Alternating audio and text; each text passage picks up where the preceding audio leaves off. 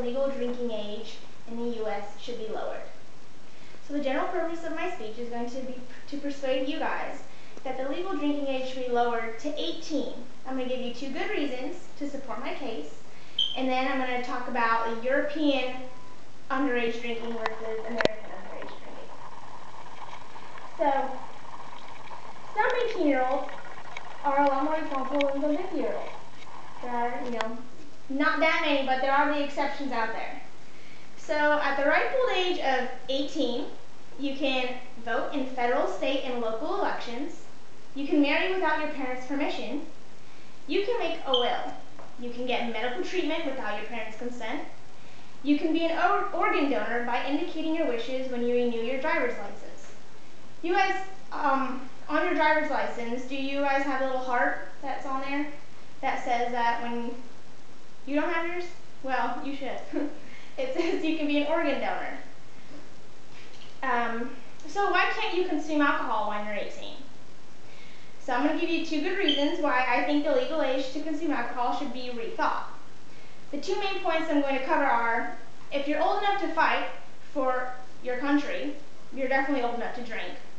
And since you're going to drink anyways, why shouldn't we set children up for success and not for failure by starting out their adult lives by getting arrested for an alcohol-related crime? Okay, so I come from a very strict background and was never really exposed to alcohol.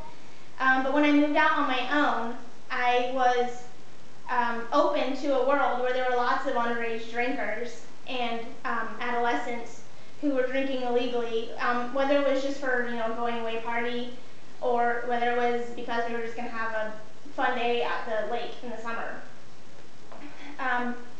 With the percentage of 56.7% of adults drinking by the age of 20, I'm sure we all know someone who is drinking illegally. So now that you have an idea of what my topic is about, I'm going to go ahead and break down my points for you. In a study published by the Century Council, children as young as 12 are trying alcohol. Why? Because it's what we preach as a society. You have a bad day, you crack a cold one. It's football season, so you bring out the beer. You want to have a good time with friends, you go down to the local pub or bar for a drink. Our young children start associating drinking with having a good time or curing our mood, because that's what we as adults have made the normal. David J. Hansen, an alcohol policy expert with the State University of New York, states, raising the drinking age to 21 was passed with the very best of intentions, but it has had the very worst of outcomes. Just like during national prohibition, the law has pushed and forced underage drinking and youthful drinking underground, where we have no control over it. 2.4% at age 12, 22.4% at age 16, 56.7% at the age of 20. These are the current numbers of alcohol use among underage drinkers, and this was stated in the National Survey on Drug Use and Health. Okay, so that was a little background on the civilian side of the issue. Now what about the military side of it?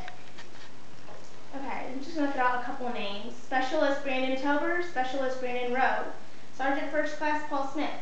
These are names of some actual soldiers who are under the age but are serving this country.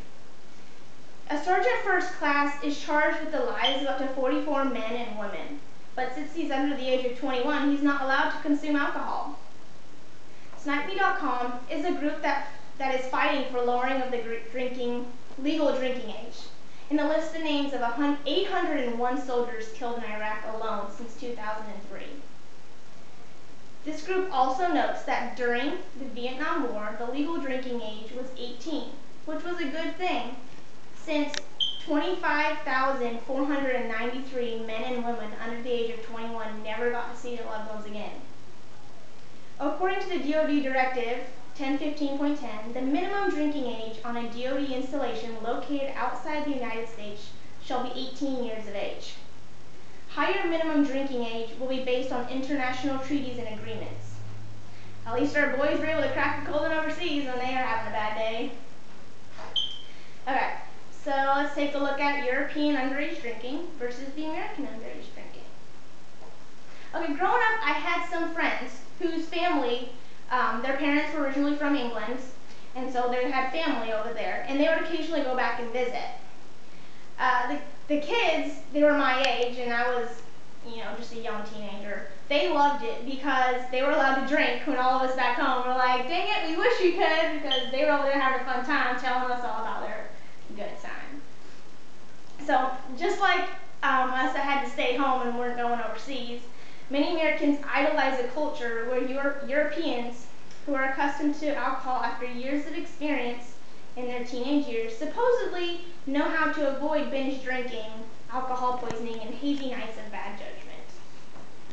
Well, data from major surveys compiled by the U.S. Department of Justice found that the U.S. had lower rates of drinking and binge drinking among 15 to 16-year-olds than every European country except Turkey, which is a predominantly Muslim country, so it has strong cultural stigmas against alcohol. European youth actually drink more, get drunk more, and do so earlier than life in European peers. But in certain settings, such as colleges and universities, American youth still lead the world in drinking.